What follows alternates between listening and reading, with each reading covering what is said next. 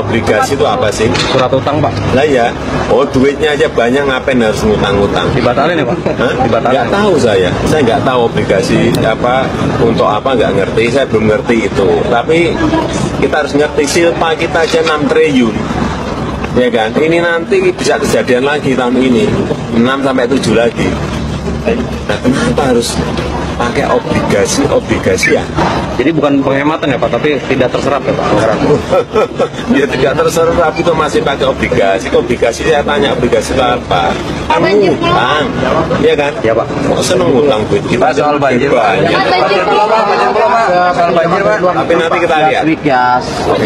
Kemudian mengenai ekonomi yang berkaitan dengan hutang, ini bisa kita selesaikan secara bertahap asal ada efisiensi di APBN, asal kebocoran dan penyimpangan di APBN ini bisa dikurangi terus. Dengan cara apa? Membangun sistem seperti yang sudah sering saya sampaikan, pakai e-budgeting, pakai e-audit, pakai e-purchasing, itu bisa menyelesaikan persoalan-persoalan sehingga anggaran yang ada di APBN efektif, efisien. Ada sisa itulah yang kita pakai untuk menyelesaikan hutang-hutang yang ada. Saya kira itu yang bisa saya sampaikan.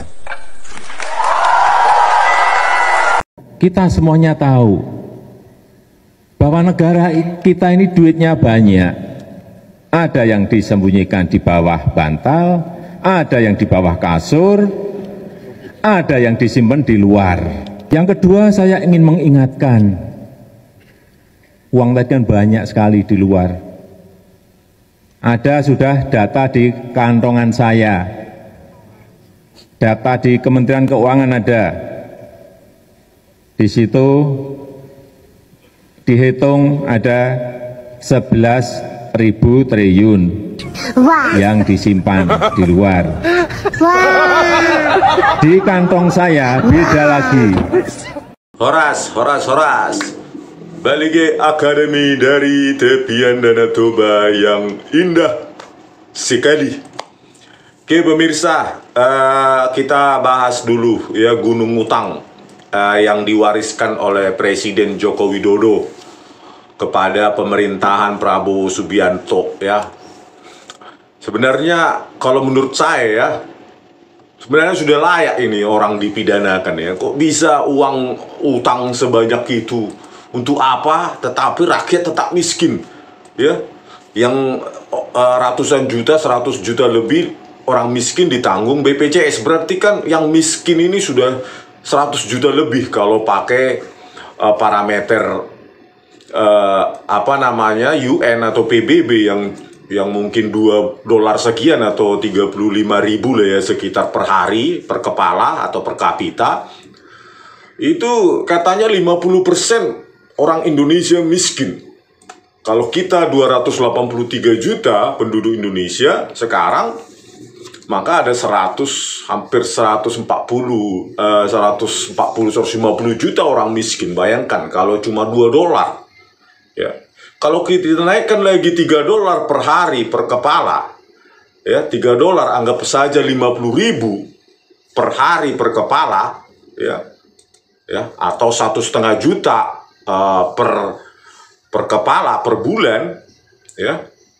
Atau kalau pendapatan keluarganya 2 orang anak, suami istri berarti 6 juta ya. Maka kalau di threshold 6 juta itu per kakak, maka mungkin ada 200 juta orang ya yang di bawah kemiskinan itu ya. Kalau 6 juta per kakak itu pendapatannya di Indonesia per bulan, maka kalau itu dijadikan parameter kemiskinan, maka mungkin ada 200 juta orang yang miskin di Indonesia ya, karena memang 6 juta pun sangat ya, memang kalau kita pakai parameter negara maju ya sangat miskin ya, 6 juta itu untuk semua kebutuhan. Bayangkan ya, kita tetap miskin tetapi utang menggunung dibuat oleh Joko Widodo ini. Berarti kan hutang itu bukan untuk rakyat, berarti untuk mereka ya, gitu ya. Dan ada satu kemarin pernah saya buatkan video itu, ternyata ya beban hutang pemerintahan Joko Widodo kepada Prabowo Subianto itu di sini ya gambarnya ini ternyata ya utang jatuh tempo 2025 itu 800,3 triliun dan itu pun masih pokoknya ternyata ya bunganya 552,9 triliun, kita bulatkan 553 triliun. Maka tahun 2025 ini Prabowo Subianto harus menyiapkan dana segar ya 800,3 ditambah 552,9 triliun berarti sekitar 1.353 triliun untuk membayar pokok dan bunga hutang yang disebabkan oleh Joko Widodo ya. Utang yang sedemikian banyak harus diderita, dibayar rame-rame oleh seluruh rakyat, tetapi rakyat tetap miskin. Tadi itulah ya parameter $2 aja oleh PBB sudah 50% penduduk Indonesia miskin 140 juta. Karena parameternya pemerintah Indonesia cuma $1.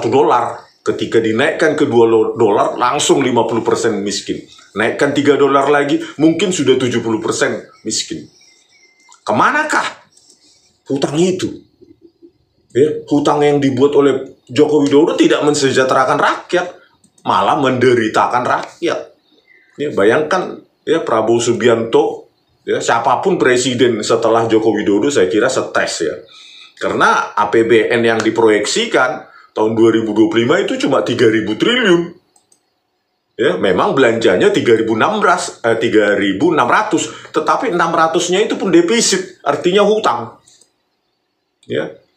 Total belanja negara tahun 2025 itu katanya 3.600, tetapi ya pendapatannya diproyeksikan 2025 ya pajak dan lainnya itu cuma 3.000, kebutuhannya 3.600. Berarti itulah mengapa Presiden Prabowo Subianto membuka utang baru dengan Perpres bla bla bla, membuka utang baru 775 triliun. Bayangkan itu, ya, sudah harus menyiapkan pokok hutang dan bunga hutang 1.353 triliun. Ya. Terus untuk menambah lagi kebutuhan ini, hutang lagi 775 triliun tahun 2025. Itu pun kalau nggak cukup, ya terbitkan lagi Perpres lagi untuk menambah utang baru. Terus begitu sampai bola es ya menggelinding, negara gagal, ambruk karena ya kita rasakan sendirilah sebagai seorang manusia atau sebagai keluarga ya. Kalau membayar hutang harus membuka hutang baru, berarti suatu saat dia akan bangkrut. Tinggal tunggu waktu itu dalam 5-10 tahun selesai. Ya kan? Begitu. Ya sama seperti Indonesia, apa bedanya kan? Sama seperti negara. Otak saya sebagai otak yang belajar matematika pasti ya seperti itulah pendapat saya ya. Kalau mau membayar hutang harus membuka hutang baru, apalagi hutang lebih besar, tunggu waktu. Selesai ini, punah negara ini, selesai. Ya. Tahun 2025 1.353 triliun dibayar, harus membayar hutang. Padahal proyeksi uang yang ada pun cuma 3.000. 45% hanya untuk membayar hutang dan pokok hutang. Dan itu pun untuk membelanjai negara ini harus buka lagi hutang 775 triliun lagi. Nggak mau pun. Apa nggak bisa dipidana ini? Ya, bagaimana hutang-hutang yang menggunung itu tetapi rakyat tetap miskin gitu loh. Parameter $2 aja oleh UN per kepala ya, atau per kapita itu bisa 50% kok. Ya, saya baca itu bahkan sudah di Tempo atau di yang lain itu atau di Narasi News ya. 50% berarti 140 juta. Cuma $2 ya, 30.000 lah dulu, 35.000 per kepala. Itu bisa 140 juta orang miskin di situ. Padahal 40.000 per orang per hari itu berapa lah uang itu kan? Parah, berarti tetap miskin. Jadi Pak Prabowo, hentikanlah hutang-hutang itu, stop hutang itu. Ya begini loh Pak Prabowo, berapa proyeksi kita tahun 2025 ini? 3.000 triliun. Ya itulah, paksakan, efisienkan gitu loh. 3.000 itu jangan buka utang lagi 775. Anda seolah-olah ingin, bukan seolah-olah ya, menggeser permasalahan hutang nanti ini ke presiden berikutnya. Ini kan sama nanti yang Anda hutang sekarang, ya, itu ya jatuh temponya nanti the next presiden.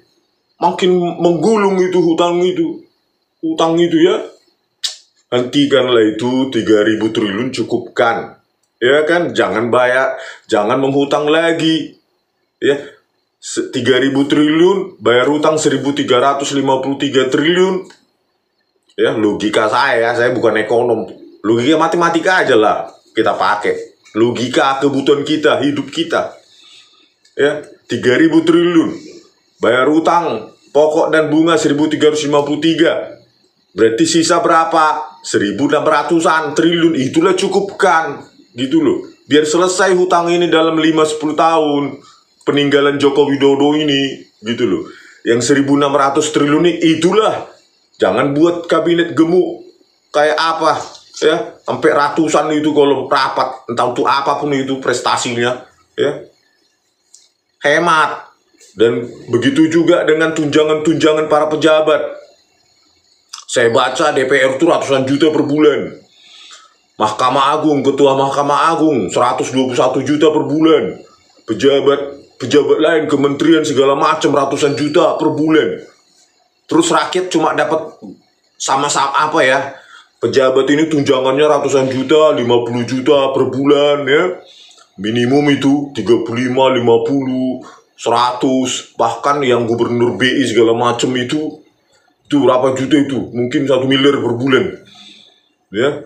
Jadi tunjangan-tunjangan ini potong lah Pak, gitu loh. Pakai parameter negara maju. Berapa kali? Harusnya tunjangan itu bukan semena-mena presiden. Oh ya, menetapkan anggaran tunjangan untuk Ketua Mahkamah Agung 121 juta. Apa parameternya menetapkan anggaran sebanyak itu untuk dia? Memang sudah hebat kali kerjanya. Ya, harusnya kan pakai parameter negara maju. Misalnya tunjangan pejabat tertinggi adalah 5 kali UMR gitu loh Pak. Presiden 10 kali UMR, dia paling tinggi gitu. Menteri misalnya tunjangannya 5 kali UMR. UMR berapa? Ya, anggap aja di Jakarta tertinggi 6 juta. Ya sudah, berarti 5 kali maksimum itu. 5 kali kali 6 30 juta gitu loh. Di bawahnya lebih rendah gitu loh. Apalagi kalau kita pakai 5 kali UMR terendah di Indonesia. Harusnya. Misalnya UMR terendah di Indonesia 3 juta. Ya 15 juta tunjangannya. Untuk menghemat ini. Gitu loh. Ini ketua ini Mahkamah Agung 121 juta. Apa parameternya menetapkan 121 juta? Itu kan impulsif abal-abal ya. Entah apa parameternya menetapkan tunjangan DPR sekian juta, sekian ratus juta, menteri sekian ratus juta, apalagi kepala dinas, kepala biro ini, biro itu. Kan harusnya ada parameternya, base-nya gitu loh Pak. UMR terendah Indonesia 3 juta, ya sudah. Untuk kepala dinas 2 kali UMR tunjangannya. Naik lagi yang di atas sampai maksimum 5 kali. Anda lah sebagai presiden 10 kali UMR. Gitu loh Pak, hemat semuanya. Ini negara bangkrut tetapi pejabatnya tetap kaya. Ya, pejabatnya flexing terus, poya-poya. Ya. Rakyat makin miskin tetapi pejabat makin kaya. Karena nggak ada parameter itu. Ya tentu ada alasannya ya. Ada aja alasan bilang, oh, itu kalau tunjangan itu dipotong semua, ya belum tentu dapat 10 triliun berapa lah itu katanya. Loh, tetapi kan asas keadilan sosial gitu loh. Rakyat miskin tapi pejabat kaya dengan tunjangan-tunjangan itu ratusan juta per bulan. Kan nggak masuk akal itu dibuat Joko Widodo itu. Ya, poya-poya. Utang naik terus tapi pejabat kaya, rakyatnya miskin. $2 sehari aja pun nggak bisa per kepala. Bayangkanlah $2, 35.000 atau 40.000 lah dulu taruh. Ya, 40.000 satu orang per hari. Itu darang 140 juta orang miskin. Sementara kayak Sunarto lah ya, sebagai ketua Mahkamah Agung itu 121 juta tunjangannya per bulan. Satu hari berapa itu bagi 30? 4 juta dia tidur. 4 juta dia ketua Mahkamah Agung per hari. Bayangkanlah, rakyat miskin berapa? 30.000 pun susah. 10.000 pun jangan-jangan susah, 20.000. Tetapi Sunarto langsung 4 juta, kan perbandingannya jauh kali antara rakyat miskin dengan pejabat negara yang dibayarin oleh rakyat. Ya hemat mulai dari situlah, sisir semua tunjangan-tunjangan itu. Gitu loh Pak, supaya ada keadilan sosial. Berapa kali UMR gitulah batasi. Apa itu? Apa namanya? Tunjangan-tunjangan pejabat itu. Masa ini rakyat negara miskin harus membayar 1.353 triliun pokok hutang dan bunga hutang. Semua yang menanggung, tapi pejabat tetap kaya. Rakyat makin miskin, karena kan bayarnya bersama ini. Bukan pejabat aja membayar 1.353 triliun ini tahun 2025. Rakyat miskin pun membayarnya, beli apapun PPN. Kan nggak adil gitu. Ya benahilah semua pemborosan yang dilakukan oleh Joko Widodo dengan menetapkan tunjangan-tunjangan gila-gilaan untuk pejabat itu. DPR, menteri, pejabat di bawahnya, Mahkamah Agung, Jaksa Agung, segala macem. Ya maksimum lah 5 kali UMR terendah kalau bisa. Kalau UMR terendah 3 juta ya 5 kali tunjangannya maksimum itu. Enak kali. Masa rakyat miskin, hutang menggunung, rakyat makin miskin. Aduh, parah ya. Ya inilah ya, kalau ada yang mengatakan, ada aja alasan-alasan ya. Misalnya di sini di Kompas dikatakan, ada jelaskan ini. Rasio utang pemerintah ke PDB ya, produk domestik bruto per Juli 2024 masih 36,68% kok. Masih kecil, karena di undang-undang maksimum 60%. Oh maunya selama Joko Widodo mau dihabisin itu ya, jatah 60% PDB itu ya. Nggak dipikirkan untuk presiden berikutnya, mau dihabisin maksudnya. Ya inilah ya argumen mereka, masih kecil, sementara negara lain Singapura ratusan persen, Jepang ratusan persen, gitu ya argumennya. Tetapi ya, kalau itu, nah inilah ya rasio utang Jepang terhadap PDB 264%. Rasio utang Singapura terhadap PDB 168%. Inilah argumennya si Sri Mulyani untuk mengutang, ya menambah utang terus. Jepang 264%, Singapura 168% terhadap PDB. Wah, Indonesia cuma 36,68%, undang-undang 60%. Inilah terus alasan Sri Mulyani untuk mengutang dan Joko Widodo. Tetapi parameter lainnya ya, cobalah ini. Rasio pembayaran bunga utang terhadap total belanja APBN mereka. Ya. Ternyata rasio bunga utang terhadap APBN atau total belanja Jepang itu kecil sekali, 6,2%. Inilah yang nggak pernah menurut Kompas juga di situ, nggak pernah diungkapkan oleh Sri Mulyani nih sama pemerintah pejabat, termasuk Luhut Binsar Panjaitan yang sok ahli ekonomi, sok logika matematika tinggi. Ya, dikit-dikit datang kepada saya debat kayak ahli ekonomi, mentang-mentang punya batu bara dan nikel, langsung hebat ekonomi, cuma menambangnya, ya, cuma modal smelternya, ya, kita pun bisa kalau cuma nambang, minta HGU KKN ya kan, tambang, jadi kaya kita, ya, cuma nambang ya. Teman saya ada modal smelter, kaya dia, nggak perlu belajar apapun, ya. Di sana, di Sulawesi Tenggara sana, rekan saya dosen dulu, langsung beli smelter, dia kaya dia, nggak perlu pintar-pintar amat kan, cuma modal smelter sama HGU. Ya inilah ya rasio pembayaran bunga utang terhadap total belanja. Ternyata Jepang cuma 6,2%. Ya.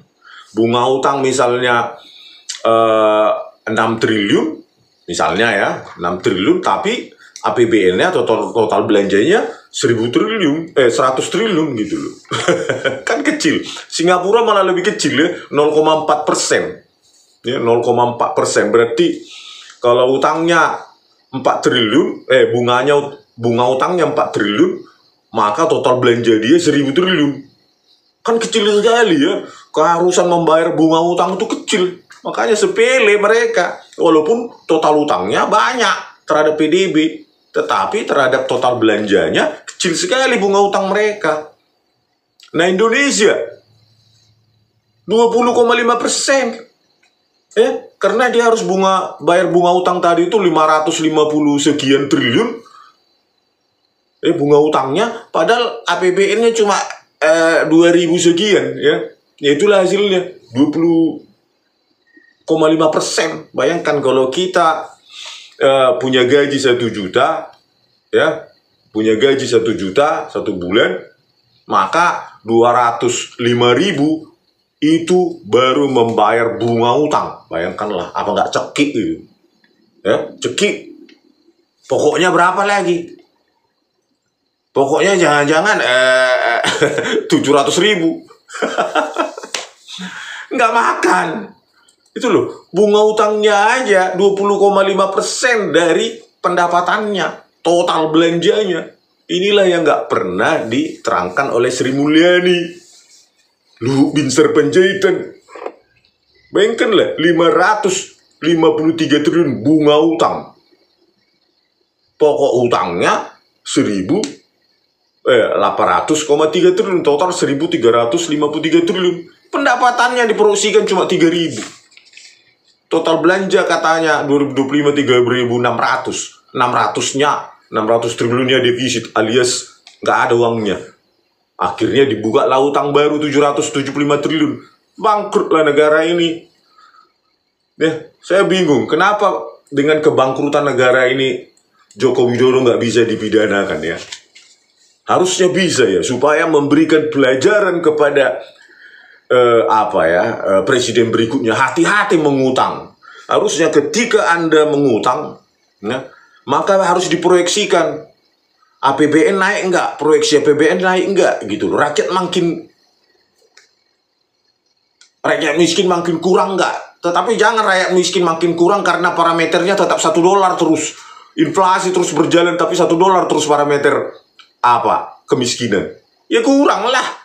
Harusnya kan berjalan sesuai dengan progres inflasi itu. $1 per kapita, per kepala, per tahun. Aduh.